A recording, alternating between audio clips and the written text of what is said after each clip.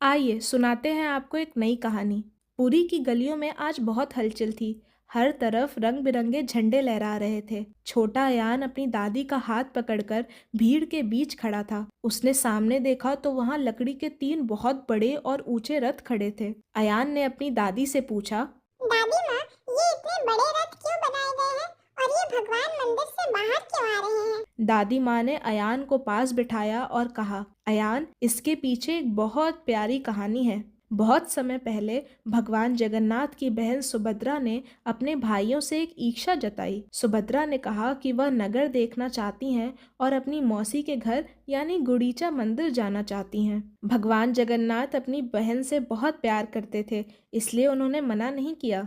भगवान जगन्नाथ के बड़े भाई बलभद्र जी भी तैयार हो गए। उन्होंने कहा, हम तीनों अलग अलग रथों पर सवार होकर नगर की सैर करेंगे। अयान ने पूछा, लेकिन दादी, भगवान तो मंदिर के अंदर रहते हैं, फिर बाहर क्यों आते हैं? दादी ने प्यार से समझाया, बेटा, मंदिर तो सिर्फ कुछ लोग ही जा पाते हैं, लेकिन भगवान जगन्नाथ तो जगत के नाथ हैं, यानी पूरी दुनिया के स्वामी। वे चाहते हैं कि जो लोग मंदिर नहीं आ सकते, वे खुद उनसे मिलने जाएं। रथ यात्रा का सबसे बड़ा संदेश यही है कि भगवान के लिए हर इंसान बराबर है, चाहे वो अमीर हो या गरीब। अयान ने देखा कि रथ यात्रा शुरू होने वाली थी। तभी उसे एक अद्भुत दृश्य दिखा। पुरी के राजा एक सोने की झाड़ू लेकर आए। वे कोई बड़े राजा की तरह नहीं, बल्कि एक सेवक की तरह रथों के आगे के रास्ते को साफ करने लगे। दादी ने कहा, यह सिखाता है कि भगवान के सामने राजा भी एक साधारण सेवक है।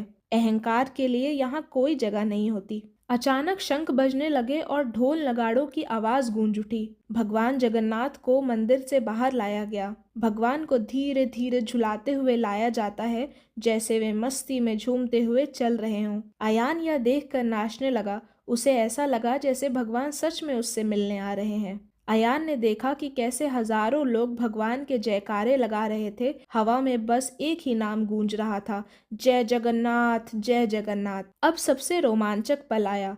रथों को खींचने के लिए मोटे मोटे रस्से डाले गए। दादी ने कहा, अयान, जो भी इन रस्सों को खींचता है उसे बहुत पुण्य मिलता है। रथ धीरे धीरे मौसी के घर यानी गुड़ीचा मंदिर पहुंच गए।